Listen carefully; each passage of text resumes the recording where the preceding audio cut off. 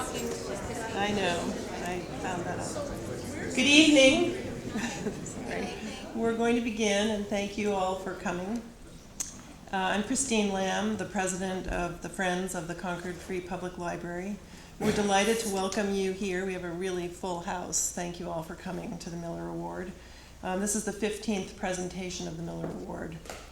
The Friends of the Concord Free Public Library are honored to present the 2012 Ruth Ratner Miller Memorial Award for Excellence in American History to Dr. Eric Foner, a Columbia University professor specializing in 19th century American history, the American Civil War, slavery, and Reconstruction. Dr. Foner's most recent book, The Fiery Trial, Abraham Lincoln and American Slavery, won the Bancroft Prize, the Lincoln Prize, and the Pulitzer Prize for History. Dr. Foner's scholarship and teaching have had enormous influence also on a new generation of historians. And in fact, to introduce our honoree, which Sherry Litwack will be doing, the Friends of the Library are also pleased to welcome Dr. Manisha Sinha, a former graduate student of Dr. Foner's, and now professor herself of History and African American Studies at the University of Massachusetts Amherst. The Friends of the Concord Public Library is a nonprofit organization dedicated to enhancing the role of the library to our community through a variety of services and programs for adults and for children. As well as serving as a vibrant cultural hub, the Concord Free Public Library is also a rich and significant repository of Concord-related material in our special collections, manuscripts, archival records, locally significant books, ephemera, and works of art that is now recognized as part of our national as well as our local heritage. So this is indeed a fitting venue for this evening's occasion. Welcome again, and I'd like to introduce Sherry Litwack, who's the president of the Board of Trustees, who will tell us a little bit about the history and background of the award that we're presenting tonight. Thank you.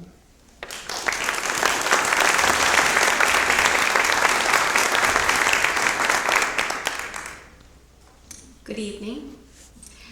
This award was offered to the Concord Library in 2001 by Concord resident Richard Miller to honor the legacy of his mother, a founding member of the Holocaust Commission and Holocaust Museum in Washington, D.C. Mrs. Miller believed that history was not merely desirable, but a civic and religious duty. We'd like you to join us after the presentation. Well, first of all, Dr. Foner said that he'd be willing to answer questions, and then afterwards we would like to invite you to a reception and a book signing. Now it's my pleasure to introduce the introducer. In 2007, a group of Professor Foner's former graduate students published a collection of essays in his honor titled Contested Democracy, Freedom, Race, and Power in American History. The volume was edited by Manisha Sinha and Penny Von Eschen. Manisha Sinha will be introducing Dr. Foner tonight. Dr. Sinha is an adjunct professor of history and associate professor of Afro-American Studies at the University of Massachusetts in Amherst. She was born in India and received her doctorate at Columbia University in 1994. Her dissertation was nominated for a Bancroft Prize. In 2011, she was awarded the Chancellor's Medal, the highest honor bestowed on faculty at the University of Massachusetts, and delivered the Distinguished Faculty Lecture. She has blogged for the Disunion section of the New York Times Opinionator, the Huffington Post, and the History News Network. Dr. Foner, she did okay. It is my pleasure to present Manisha Sinha.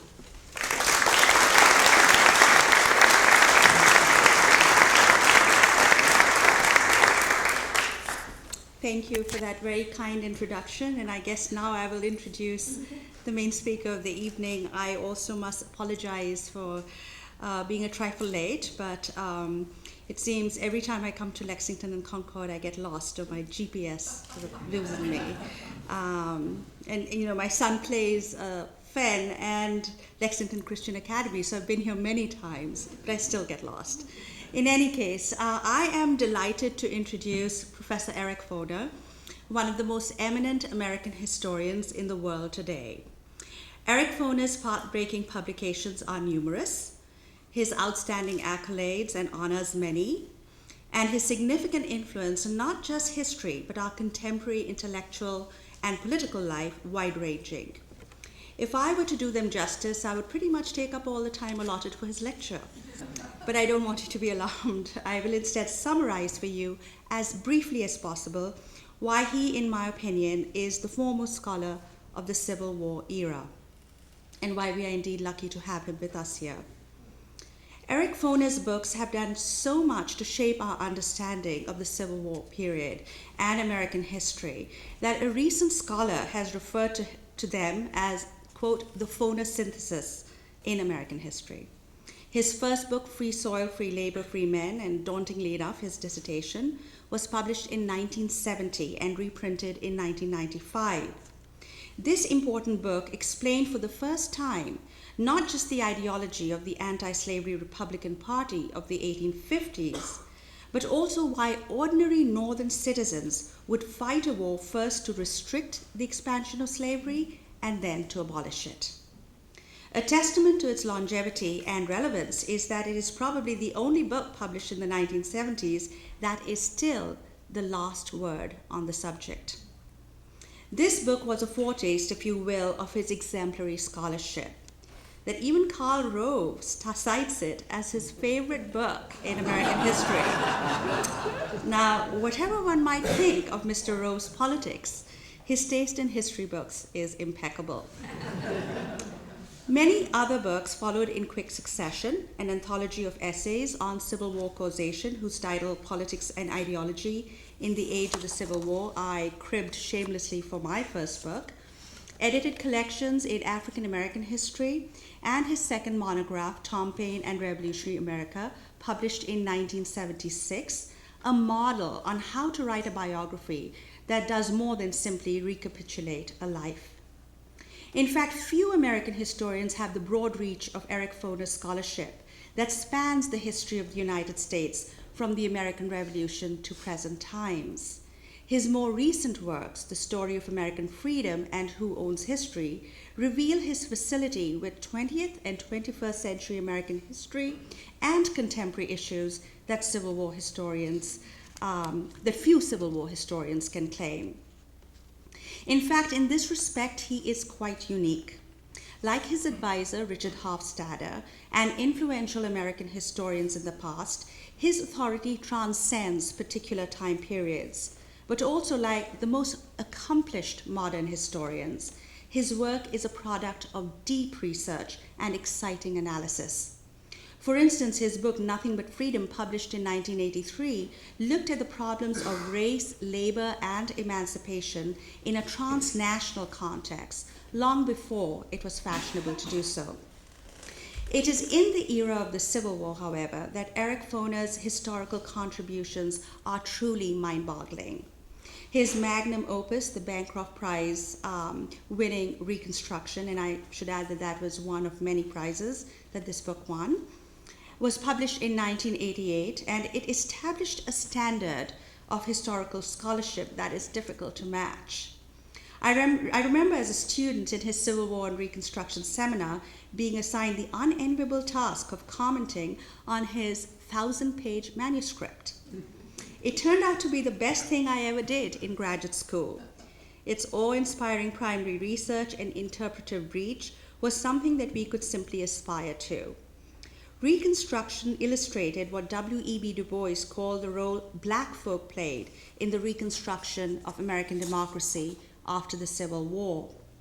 And furthermore, this original analysis of the period connected the issues of African American freedom and citizenship with the development of the state and constitution, the conquest of the West, the conflict over labor and women's rights, and the dawn of American imperialism, charting with the sure hand of a master of his craft the major significant themes in American history that preoccupy us now. In short, it was a new history of Reconstruction and then some. Eric Foner's most recent work, and for those of you getting nervous, I will assure you that you will hear from him shortly. The Fury Trial, Abraham Lincoln and American Slavery, published last year, deservedly won, as was mentioned earlier, the trifecta of History Book Awards, the Pulitzer, the Bancroft, and the Lincoln Prizes. Indeed, it is a fitting example of the work of an exemplary public historian, his ability to speak to an audience outside the academy and to shape our broader understanding of American history.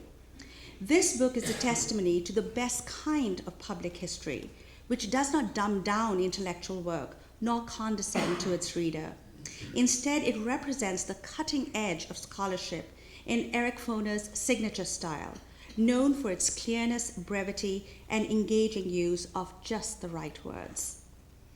In his enviable academic career, Eric Foner has been president of all the major historical organizations in this country: the American Historical Association, the Organization of American Historians, and the Society of American Historians. He is a member of the American Academy of Arts and Sciences and the British Academy. His books have been translated into half a dozen languages, ranging from Spanish to Chinese.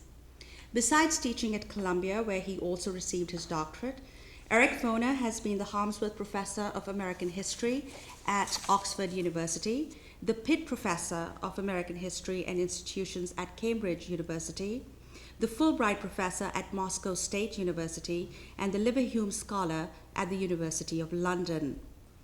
And this, I am sure, will ensure his rock star status among some people here at least. He has appeared on Jon Stewart's The Daily Show and The Colbert Report.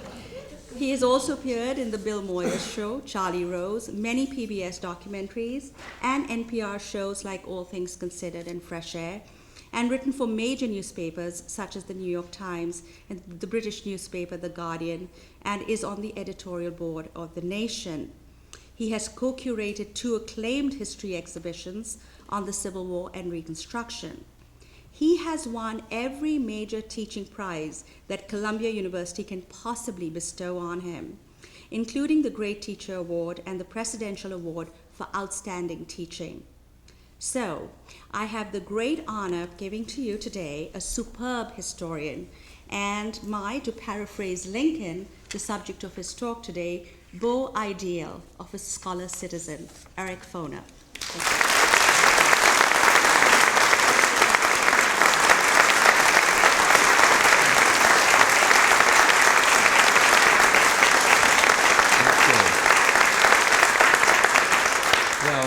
Thank you to Professor Manisha Sinha for that extremely generous introduction. I didn't even tell you this, but because you came in just right at the time, but just last week we had a wonderful discussion in my undergraduate seminar at Columbia on the slavery and emancipation of Professor Sinha's book on South Carolina before the Civil War, which the students were very, very taken with. We had a really fascinating discussion of it, and they thought it was much better than many of the other books we'd been reading up to that point. So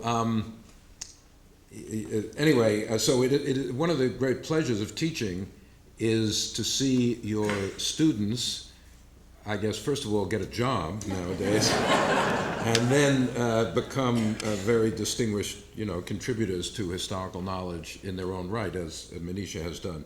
So I'm very honored to be here to speak to you and to receive this award. The list of the historians in the program who have gotten the award is very daunting, and it's quite an honor to be listed along with them. Many of them are really the people who have shaped our thinking about so many aspects of American history over the past 30, 40 years. And it's a wonderful, I've never been in this library before, actually. It's a wonderful place, and it's it shows that I don't think the reading electronic books on a Kindle can ever quite replace a wonderful building like this, So I was asked to speak for, about 25 minutes, and then I would be delighted to answer questions for a while, so please feel free once I'm finished. Now, what I'm going to talk about is writing about Abraham Lincoln. That's what I did lately, and how one goes about it, and why one thinks there is anything new to say about Abraham Lincoln. As you all know, I'm sure, Lincoln is the most iconic figure in American history. He's the subject of innumerable books, thousands. He seems to represent or embody qualities that we feel are quintessentially American. He's the self-made man, or the frontiersman, the liberator of the slaves, of course. Every political tendency, from communist to conservative, from civil rights activists to segregationists, have tried to claim Lincoln as their own, as claim to be the inheritors of Lincoln. Lincoln is also the subject, as you know, of attention. With great skepticism, I mention this from Hollywood. Just in the last year or so, we had the Conspirator, this film by Robert Redford about the assassination of Lincoln. There was Lincoln the Vampire Hunter. I don't know if anyone saw that one. Fortunately, I was out of the country in the spring when that opened and then closed fairly quickly. So I never did get to see it, but a friend of mine at that time sent me an email saying, well, Lincoln the Vampire Hunter has opened, and here is the opening line from the Miami Herald's review. Quote, enormous in its scope and colossal in its stupidity. And then, and of course, Steven Spielberg's film about Lincoln is opening next month, and we will see what happens with that. And actually, Hollywood, after my book came out, I began getting attention from various aspiring filmmakers. This is a little email I got from about another Lincoln movie. They wrote to me saying, Dear Professor Foner, our movie, Saving Lincoln, centers on the relationship between Lincoln and Ward Hill Lamon. Lamon was a kind of political crony of Lincoln's in Illinois, and Lincoln brought him to Washington when he became president and appointed him Marshal of the District of Columbia. So Lincoln and Lamon. So what's the issue? Lamon plays the banjo in several scenes. Did Lincoln play any musical instrument? Specifically the harmonica. This is real, folks. I have it right here. We'd love to show the two old friends jamming with Lamon on banjo and Lincoln on harmonica. Does this sound plausible to you? So I wrote back, said, look, I have never seen any documentary evidence that Lincoln played the harmonica, but I say go for it. Why not? Do it. I'm sure it'll be a good scene, and I'm sure it will be just as accurate as the rest of your movie. So with all of these books, movies, other things out there about Lincoln, why did I feel that I want to get my say in about Lincoln? Was there anything new to be said? Well, I began to feel, of course, books about Lincoln keep coming out, and a few years ago when I was working on this book was 2009, which was the bicentennial of Lincoln's birth, and so there was another flood of works. But although many of them are very good, I began to feel that much of the literature on Lincoln nowadays had become too introverted or self-referential. In other words, the wider world had slipped out of view. To understand Lincoln, all you need to do is study Lincoln. So if you want to know why he adopts some policy as president, you go back and look at his early law career. Or if you want to know why Lincoln held some point of view about something, you look to his philosophy of natural rights or something like that. In other words, it becomes all self-referential and circular, and Lincoln is pulled out of historical context. And that was my main aim, to put him fully back into the remarkable historical context in which he lived. Now, as Professor Sinha sort of alluded to, the book brought me full circle, in a sense, back to my first book from many, many years ago, Free Soil, Free Labor, Free Men, which is about the Republican Party before the Civil War. It did not deal with his presidency or the emancipation or anything. But working on it did bring me back, and I feel, since my student is here to introduce me, I wanted to say a word about two of the professors at Columbia who I had, who really shaped my view of what it is to be a historian. One was a great lecturer, not a guy who wrote a lot of books, not well known outside Columbia, called James P. Shenton, who was my first history teacher at Columbia when I was an undergraduate there, and really got me going as a scholar, as a student of the Civil War period, because that was what he taught so in an inspiring manner. And then, as was mentioned, my doctoral supervisor at Columbia was Richard Hofstadter, the greatest historian of his generation. And although the answers that I propose in my book, The Fiery Trial, are different from Hofstadter's, the questions that I ask really are Hofstadter questions. They're questions about the development of political language, about the connections between political leaders and social movements, the intersection of ideology and sort of material forces, and between individual agency and collective action. And of course, Lincoln himself, about whom Hofstadter wrote a brilliant essay in his great book, The American Political Tradition, published back in 1948. Now, my book is not a biography of Lincoln, of which there are many. In other words, it leaves out many aspects of his private life and other aspects of his career. It's about Lincoln and slavery, the evolution of Lincoln's ideas and policies about slavery from his early career in Illinois up to the end of his life. There is no reason to doubt the sincerity of Lincoln's statement in 1864. He said, I am naturally anti-slavery. If slavery is not wrong, nothing is wrong. I cannot remember when I did not so think and feel. There's no reason to doubt that that is true. He always hated slavery. But a moral aversion to slavery does not translate into any particular policy about dealing with slavery or how to rid the country of slavery or how anti-slavery beliefs should be weighed against other commitments, such as party unity in your political party or devotion to the Constitution, which includes clauses protecting the institution of slavery. Hatred of slavery does not tell you what role African Americans will play in American life once slavery is abolished. And on these and other questions, Lincoln, I think, changed enormously during the course of his life. It's that evolution that I tried to deal with. Of course, that Lincoln changed is not a new idea. You can find it in many biographies, but too often the change, his career is read backward, you might say. We know where he ended up, and therefore the rest of his life is just a trajectory toward a predetermined end. I try to tell the story, you might say, forward, not backward. It's not a straight line. There are twists and turns, unpredictable developments, backward steps, false paths. The most important point, and this of course is easy to say, but not so easy to quite fathom when you're thinking about history, is that the future is always unknown. People before the Civil War did not know they were living in the pre-Civil War years, right?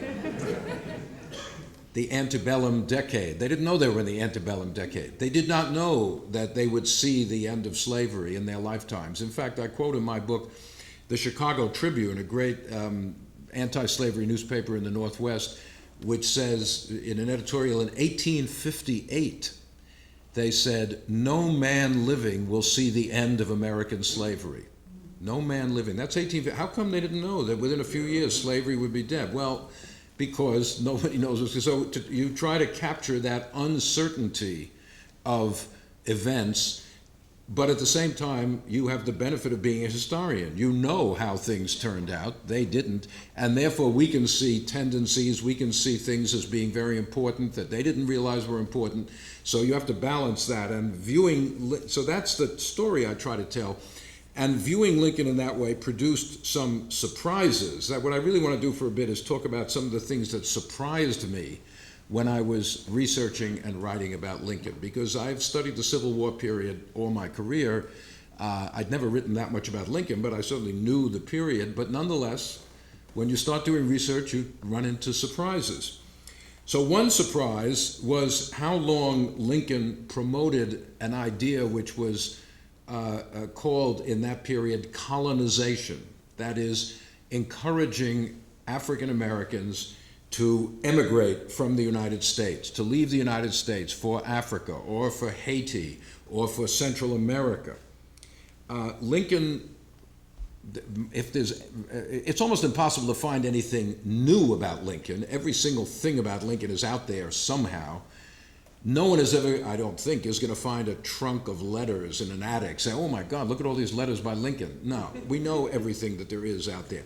The only thing in my book that I think was really nobody knew was the fact, and I found this in a very obscure place, that Lincoln was actually an official of the Illinois Colonization Society. He was a vice president. This was in 1858 when he was running for the Senate against Stephen A. Douglas. And now everybody knew that from 1852 to 1862, Lincoln very frequently publicly promoted this idea of colonization. I mean, it's public record. There's no secret about it. But you won't find it in a lot of books about Lincoln. Many books about Lincoln just ignore it or just give it a sentence or two, because that aspect of his career does not fit easily with the image of the great emancipator. On the other hand, there are those like the scholar Lerone Bennett, who wrote quite a provocative book about Lincoln, but basically he took this belief in colonization to argue that Lincoln was an inveterate racist, which I think is not the right way to look at it either. Basically, once I realized that Lincoln had really taken this idea seriously, I tried to figure out why. And it took a long time to understand, I think, that you have to view this colonization idea not in isolation, but as part of a broader program about how to end slavery in the United States in a system that erected seemingly insuperable legal and constitutional protections. There was nothing a guy like Lincoln could do in Illinois to abolish slavery in the South. Slavery was a creature of state law. It was protected. The Constitution protected it. You could abolish slavery in Illinois, as they did, but what would that do about slavery in Mississippi? Nothing. Lincoln, like his political idol, Henry Clay, who was from Kentucky, as Lincoln was born there, and was a slave owner who thought he wanted to get rid of slavery, Clay and Lincoln believed, quite understandably, that slavery could only be abolished with the consent of slave owners. If you're going to get laws passed in the southern states abolishing slavery, slave owners are going to have to go along with it. And this could only be accomplished with a program which Clay laid out and which Lincoln advocated for at least 10 years in the 1850s and the first part of the Civil War, a program which consisted of gradual emancipation. Lincoln once said it might take 100 years to get rid of slavery. That's pretty gradual. I mean, that would mean slavery would exist in 1950. Gradual emancipation coupled with monetary compensation to the owners, that is, you pay the owners for the loss of their property in slaves, and encouraging, in Lincoln's case, or forcing, in Clay's case, emancipated slaves to leave the United States. Because the white population, certainly the slave owners, did not want a sudden, the creation of a large new class of free blacks. So the colonization was part of a plan premised on the need for slave owners' cooperation in the end of slavery. That's one way to get rid of slavery. To grossly oversimplify, there are three ways to get rid of slavery. One is this slavery with the emancipation with the consent of the owners. Didn't happen here. It rarely happens, but it could happen. Two is voluntary manumission, that is, slave owners voluntarily freeing slaves. Some of them did, but not enough to dent the system in any way. Much more common is what happened in the United States and many, many other places, and that is military emancipation. War destabilizes slavery. It strips away the constitutional protections for slavery. Contending sides make slavery a target. not necessarily because they're abolitionists, but because they want to weaken the other side. They enlist slaves in their armies. There was nothing new about this. This happened all the time in the Western Hemisphere. It happened in the American Revolution when the British offered freedom to slaves of patriots who ran away to their lines or joined the British Army. The British were not fighting against slavery, but that was a way to weaken the American patriots, particularly in the South.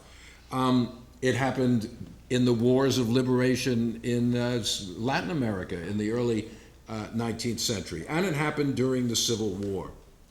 During the first year and a half of the Civil War, Lincoln continued to promote this original plan of his. He brought it to the so-called border slave states, that is, the 4 slave states that remained in the Union, Delaware, Kentucky, Maryland, and Missouri. He kept telling them, this is look, we got to get the ball rolling, you can do it. They told him, forget it, Lincoln, we are not interested. We are not interested in your plan, they said. We are loyal to the Union, but you have to understand, we want to keep our slaves. We are not interested in a plan for getting rid of slavery. You see, slave owning is not just owning a piece of property. They didn't want the money. They were slave owners. That was their life. That was their society. Give them money, they could invest it in railroad stock, but then they wouldn't be slave owners anymore. And that's not what they wanted. So they told him, forget it, Lincoln. Lincoln also brought this plan of his to African Americans. He had this famous or infamous meeting in the White House with a group of blacks from Washington, D.C. in August 1862, and he said to them, look, there is such deep prejudice against you in this country that when you become free, you still will never achieve equality, and therefore it's better to work out your fate somewhere else. And he said to them, why don't you go out among your people and encourage or promote this idea of voluntary immigration? Most blacks said to Lincoln, we're not interested either. They said, we're Americans, we have as much right to be here as you do, and we're going to stay here and try to get our rights in the United States. So Lincoln's plan does not go anywhere. This is a long story I'm not going to really go into, but in 1862, all sorts of pressures build up on him to change his mind, and he eventually does, and he embarks on a completely different path to ending slavery, which is, as I said, military emancipation. The Emancipation Proclamation, which we're coming up in some number of weeks to the 150th anniversary, next January 1st, is completely different from Lincoln's previous policies. It is immediate, not gradual. It doesn't offer any money to slave owners. It just declares, not all, but about 3/4 of the slaves in the South, or more than that, let's say 80% of the slaves in the South are declared free immediately on that day. No monetary compensation for that loss of property. And it says nothing about colonization. Colonization is dropped because he no longer is looking for the consent of the slave owners. This is now just ordered, and therefore you don't have to sweeten it with these other ideas. The proclamation also authorizes the enlistment of black soldiers for the first time into the Union Army. And these fundamental changes in national policy changed the character of the Civil War and indeed the whole course of American history. Now, this mode of ending slavery assumed that black people would remain as part of American society. They were not going anywhere. And of course, putting eventually something like 200,000 black men into the Union Army and Navy is a totally different concept than telling them they got to leave the country. So the proclamation, among other things, raises this question of race in a future America. And this was my second surprise. There's a lot of literature, a lot of debate about Lincoln and race. Was Lincoln a racist? What were Lincoln's views on race? Scholars have debated this ad infinitum. My surprise was that actually Lincoln said virtually nothing about race in his career. It's amazing how little he said about this. You can string together all the quotes. This goes back to a wonderful adage our old professor John A. Garrity told me once, which is, a trend in your note cards is not necessarily a trend in history. You can take all the quotes that Lincoln said about race, 8 or 10 of them, every scholar knows them, and you can put them together, and there it is, a tremendous body of thought. But actually, if you step back and say, wait a minute, this is 10 sentences out of thousands, what's striking is how little he said. Lincoln read and thought about pro-slavery literature, but he never read or commented on the racial literature of that time, literature about separate Genesis or the size of people's skulls and all this kind of pseudoscience. Lincoln had no interest in this. Race was not a significant category in Lincoln's thinking. That is almost impossible for us to quite fathom because it is so important to us, that race in one way or another in our society. Now, it is certainly true that in his few statements before the Civil War, most of which come from 1858 when he was running for the Senate in the famous Lincoln-Douglas debates, Lincoln was persistently accused by his opponent of favoring, quote, Negro equality. Lincoln's first response was, this is ridiculous. I'm talking about slavery. What does that have to do with Negro equality? But Republican candidates in Illinois were writing letters to Lincoln. Hey, Lincoln, you got to answer this because it's affecting my race for the legislature that you're being accused of Negro equality. So Lincoln finally said, hey, I do not believe in Negro equality. I do not.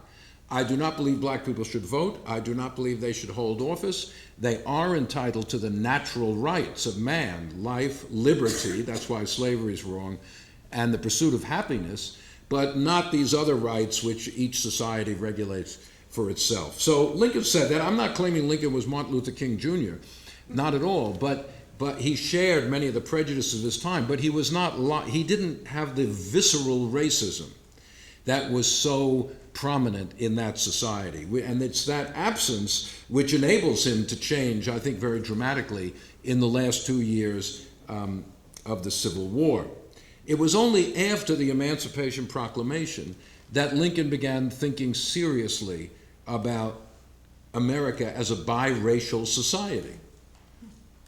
And then he began to change, I think, very rapidly. Another thing that struck me as I was doing this was that Lincoln was the first American president to actually meet with African Americans in the White House, not as slaves, there were plenty of slaves working in the White House before the war, but as citizens with a point of view. Now, everybody knows that Lincoln met with Frederick Douglass a couple of times. There were a whole book, it's amazing. They only met twice to talk about things. Then the third time, after the second inaugural, Douglass just went up and said, good job, Lincoln, and that was it. But there are whole books written about the relationship of Frederick Douglass and Lincoln, which didn't even exist, but that's all right. Historians can't be totally satisfied with writing about what did happen. But when they did meet, they had some very interesting discussions. But anyway, we know about that. But I just started counting it up. He met with many other black leaders. He met with Martin Delany, Sojourner Truth, Alexander Crummell. He met with black churchmen. He met with delegations from New Orleans and North Carolina requesting the right to vote. Lincoln had no contact before the Civil War with black people on almost any level. In Springfield, where he lived, there were hardly any. Yes, he had a black barber who he helped with some tax and other matters. There were a couple of black women who worked as domestic workers in their home. But he had no contact with active, educated, politically articulate black leaders until he was president. But the fact that he was willing to meet with them and talk with them, and Douglass, who I think impressed Lincoln enormously, I think that just encountering people like that, I think was one of the factors that led to what I think is an expansion of his views about the role of blacks in American life, as did the service of those 200,000 black men. Lincoln said at the end of his life, in his last speech, by fighting for the Union, they have staked a claim to political rights in the post-war nation. They should be given the right to vote. So part of my story is how Lincoln emancipated himself from many of his early prejudices. Now, one of the pleasures of reading Lincoln carefully is his amazing command of the English language, the beauty of his writing, really. It makes you wonder, quite honestly, if the job that Professor Sinha and I have is even needed, because Lincoln never went to school in his whole life. He had 1 year of formal education, and yet he was totally self-educated. And yet he developed a command of the language second only to Jefferson, I think, as among the presidents. Even the Emancipation Proclamation itself, if you read it really carefully, has surprises in it. For example, a lot of people said, my God, if you free the slaves, they're going to run amok. They will massacre the white people. It's an invitation to Haiti in the United States, just racial warfare. In the proclamation, Lincoln enjoins the former slaves to refrain from violence, but he adds, quote, except in necessary self-defense. He didn't have to say that. He's saying you have a right to defend, you shouldn't go out massacring people, but you have a right to defend your new freedom by violence if necessary. Necessary self-defense. He's telling them they have a right to maintain their freedom, to use a phrase Malcolm X used, by any means necessary, so to speak. And repudiating his earlier commitment to colonization, in the proclamation, Lincoln urges these freed slaves to go to work in the United States, not somewhere else, for, quote, reasonable wages. Now again, look at that word reasonable. Lincoln was a very, very careful writer. It wasn't just an accident. He put that word reasonable in for a reason. He's telling them that they have the right to judge the wages that they are offered. They don't have to go to work for any old wage. They have to go to work for reasonable wages.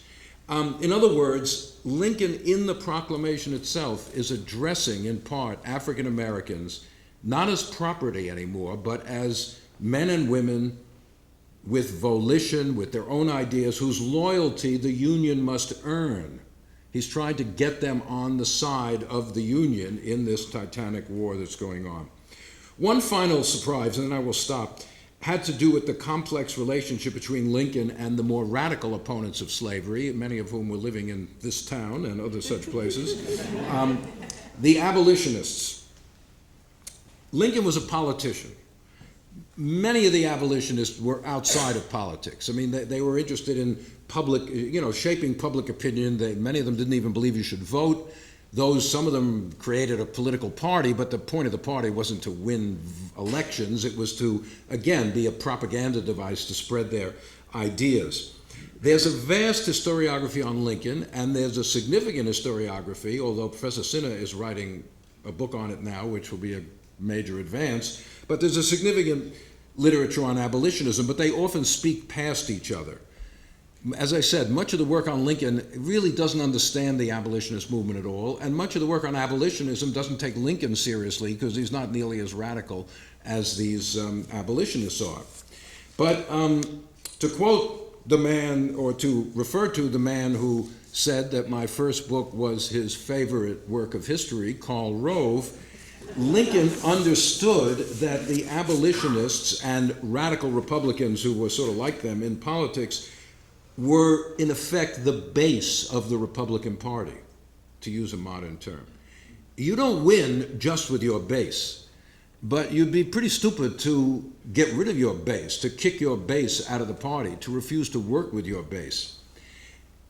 Something I noticed, which very few people have written about, in 1856 and 1858, this is back in Illinois, the Republicans in northern Illinois, which was a pretty radical anti-slavery area, nominated Owen Lovejoy, an abolitionist, and in fact the brother of an abolitionist who had been killed by a mob years before in Illinois, to run as their candidate for Congress. A group of moderate or conservative Republicans, including Lamon, the banjo player, didn't want Lovejoy because he was an abolitionist. So they nominated another candidate, another Republican candidate, which would basically split the party vote and allow a Democrat to win. Lincoln told Lamon and the others, you cannot do this. You've got to withdraw your second candidate.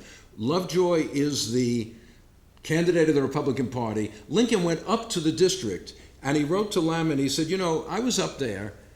Lovejoy's the man, but the point is, he was so impressed by the enthusiasm of this base, their commitment. He said, we need them in the Republican Party because of their energy and commitment. So Lincoln was a pragmatist, he was a politician, he was not an abolitionist, he never claimed to be an abolitionist, but, a lot of literature, I think wrongly, poses a contradiction between them. Lincoln is the representative of pragmatic politics, and the abolitionists are just fanatical maniacs who have no idea of, the consequences of their actions. I think this is a deep misreading of democratic politics. For as Max Weber wrote in his famous essay, Politics as a Vocation, he said, yes, politicians have to deal with the limits of the possible. But what is possible would not have been achieved if in this world people had not repeatedly reached for the impossible. The people who demand the impossible make the possible possible. And Lincoln understood that. Unlike, I'm sorry to say, even our beloved President Obama does not realize that, because he considers people on the left in the Democratic Party annoyances to him. Not Lincoln understood that he and the radical Republicans were actually going in the same direction at different paces. Every one of Lincoln's major actions as president regarding slavery, abolition in the District of Columbia, the enrollment of black soldiers, military emancipation, proposing the right to vote for some black people. Every one of those, and the 13th Amendment, abolishing slavery irrevocably, every one of those was first proposed by the abolitionists. And Lincoln came to adopt their position. That doesn't mean he did it because the abolitionists demanded it, but my point is that this combination of an enlightened political leader and a radical social movement can produce a great deal of social change. So my view of Lincoln is he always hated slavery, but he was not born, as you sometimes seem to read, with a pen in his hand, ready to sign the Emancipation Proclamation.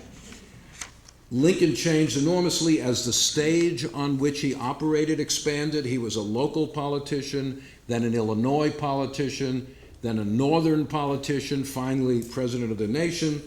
The stage expanded, he encountered new people, he encountered new ideas. He did not surround himself with yes men. He was intellectually curious. He was willing to listen to critics. He combined a commitment to bedrock principles with a capacity for moral and political growth. And these are the qualities of greatness, I think, which we could probably use more of in the strange political world we live in today. So thank you very much for listening. Thanks. So as I said, I would be happy to answer a few questions. If anyone wants to raise their hand, please feel free to do so. His meeting with Sojourner Truth was a fairly pro forma kind of thing. She came to the White House. I think she gave him, do you know about this, Manisha? She gave him a copy of her autobiography, maybe? She had written this book. Lincoln was, in Michael Burlingame's 2,000-page biography of Lincoln, which came out a few years ago, little much, I'd say, there's a lot in that book. I mean, he did a hell of a lot of research, but Lincoln is the absolute paragon of all virtue. I mean, he loved animals, he was a gardener, whatever you like, Lincoln was it, and he was a feminist. But this is ridiculous, Lincoln was not a feminist, although, interestingly, early in his career, in the 1830s, in one of his election manifestos or broadsides, he said, I'm in favor of allowing anyone who pays taxes to vote, not excluding women. That's unusual at that time. Now, the number of women who paid taxes was minuscule. He was basically talking about widows, actually, in that case, because married women were covered, as the legal idea was, by their husband in terms of legal identity. But Lincoln never discussed that again, and certainly was not, he knew that, the abolitionist movement was connected in with the early feminist movement, of course, but Lincoln did not say anything, to my knowledge, particularly about women's rights, with one very interesting exception, now that I think about it.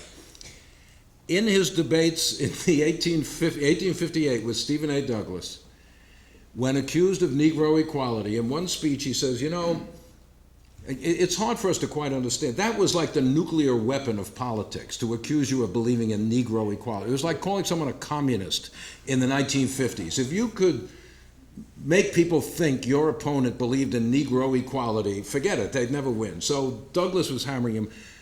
Lincoln said, I do not believe in I don't believe in it, but I do believe, he said, he said, for example,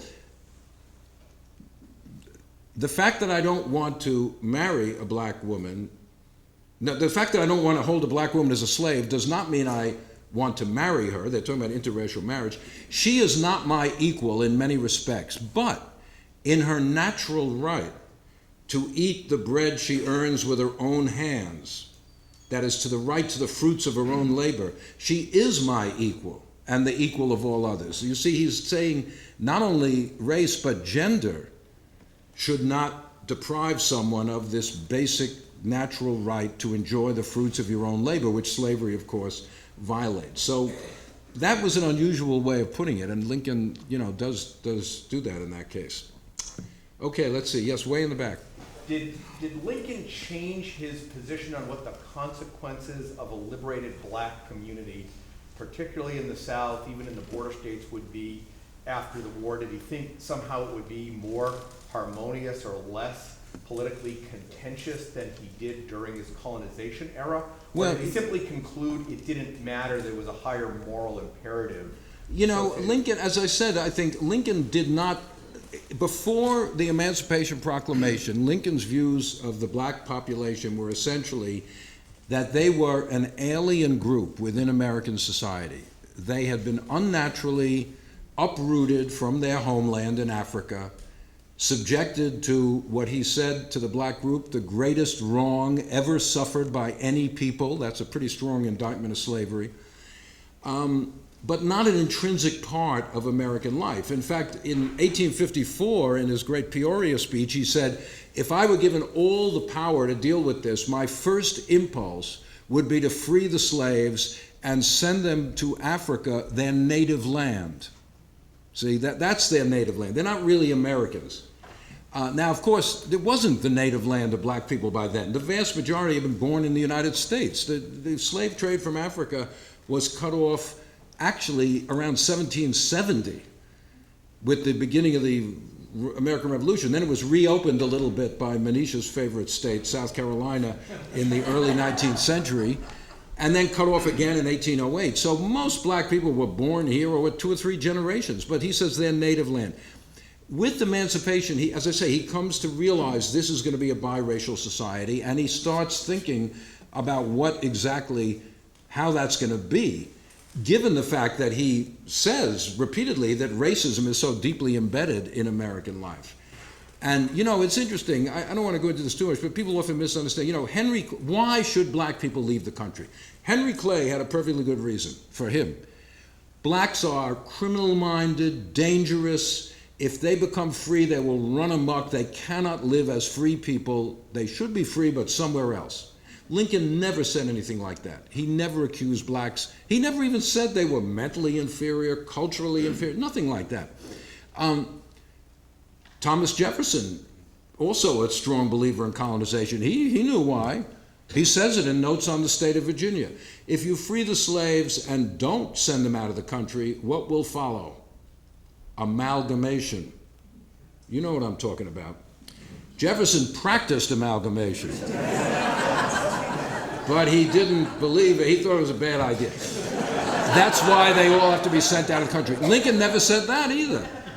Why should they be sent out? Because racism is so deep in America that they will never achieve equality. Well, once you say they're staying here, then you have to figure out. Now, Lincoln dies before figuring all this out, obviously.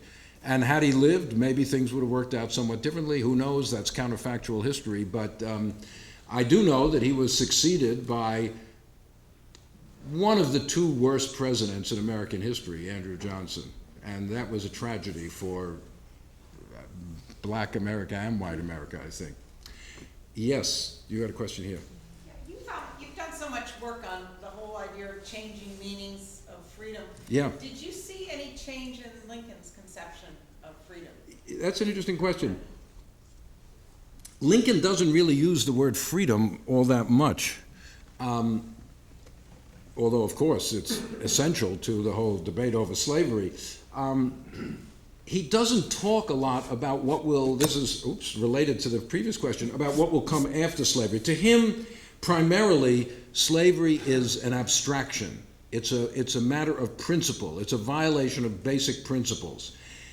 Rarely does, unlike the abolitionists who were very active in, propagandizing the physical brutality of slavery, whippings, rapes of black women, separation of families, all the horrible realities of slavery, making people aware of that. Lincoln rarely talked about that. He talked about slavery as a violation of political democracy, of natural rights, things like that. So he doesn't really talk about freedom per se very much. When he does talk about a major principle, it's what he calls self-government, or what we would call democracy. After all, remember, that's what the Gettysburg Address says, right? The war is about democracy, whether government of the people, by the people, for the people will survive in the world or not. That's the fundamental principle at stake, not freedom so much, although he also says that, again, self-government is both the whole people, but each individual has a right to govern himself, and that's why slavery is wrong again. So I don't, in the last 2 years of his life, he's trying to work out what black freedom will mean, and he doesn't quite come to the end of that story at the moment when he is assassinated. Lincoln had this amazing capacity for succinctness, unlike some of our political leaders today. Lincoln, the Gettysburg Address is like 2 minutes, the second inaugural is like 8 minutes. The first inaugural is very long. He's giving you a long argument about why secession is illegal and unconstitutional and when the Union was created, and that's a long treatise, so to speak. And it says very little about slavery, actually, the first inaugural. If Frederick Douglass didn't like it, he said, if you read this, you would never know what the heck they're all fighting about. There's a gigantic argument about secession, but he never actually mentions the cause of the whole thing. By the second inaugural, it's completely different. You're right. I mean, the second inaugural is a moralistic, religious sermon, but coupled with amazing humility. It's delivered in March 1865 really on the eve of Northern victory. It's pretty clear the war has been won. If Lincoln were George W. Bush, he would have gotten up and said, "Mission accomplished, folks, We whipped them. Look how great we are. God's on our side, obviously. We all know." Lincoln says, we don't know what the will. Can you believe this? A president saying we do not know the will of God? Every member of Congress knows the will of God today. They know exactly what God's will is about the budget deficit, about the Federal Reserve. They have a direct pipeline. Lincoln says, no, we don't, he said, by the way, how come both sides pray to God and say God's on their side? We think he's on our side, but the Southerners think he's on his side. They can't be both right.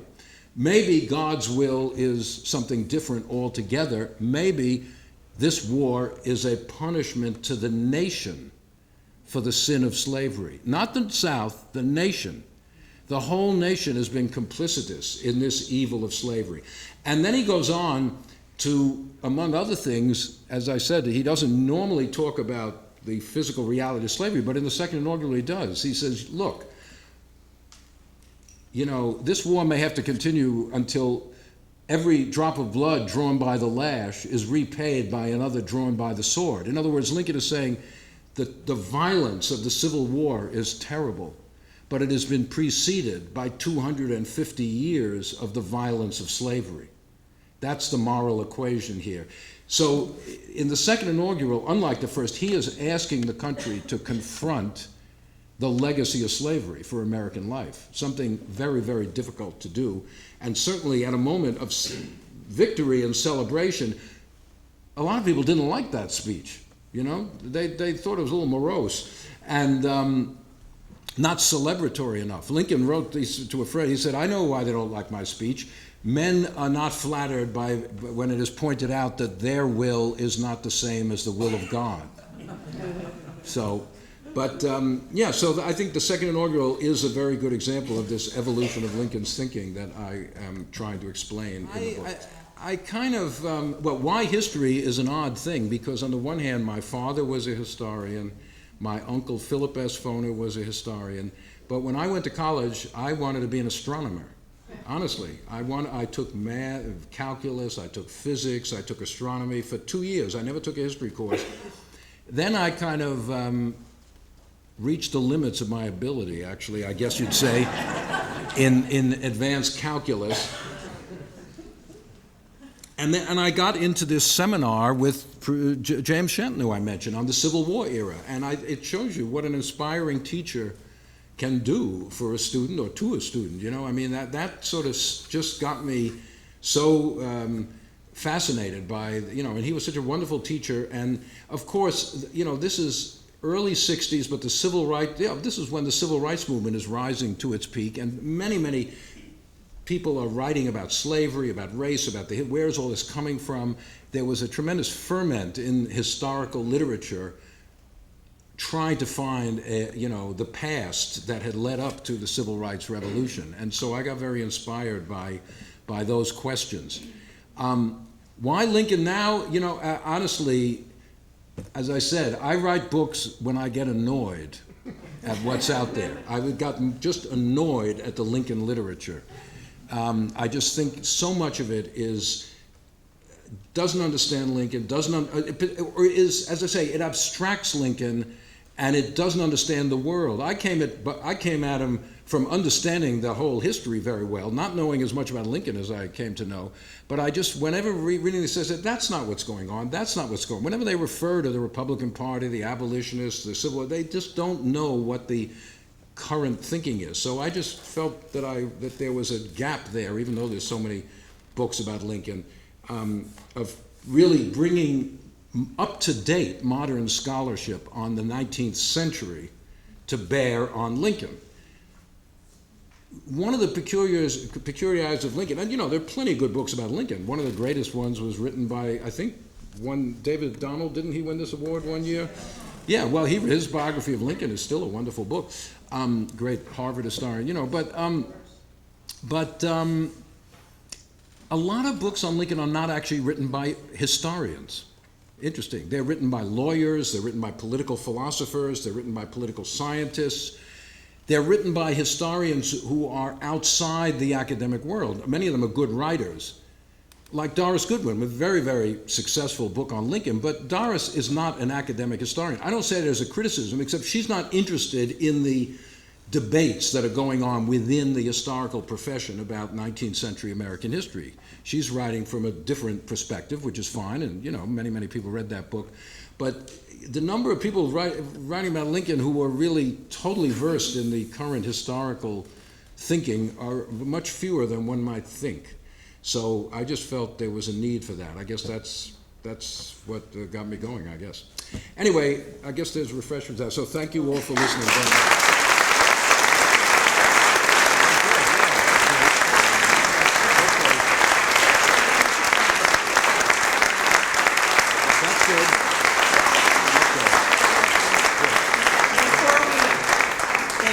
Before we adjourn for refreshments, we have the award to present to Dr. Foner. So on behalf of the Friends of the Concord Public Library, we're so pleased to present you with the 2012 Ruth Ratner Miller Award. Thank you very much. It's been a wonderful evening. And also in honor of Mrs. Miller and her commitment to remembrance in our lives, we're presenting you with this memento of your evening here in Concord and visit. That's to this wonderful. Thank you. I historic will town. put this right up in my So- office at Columbia.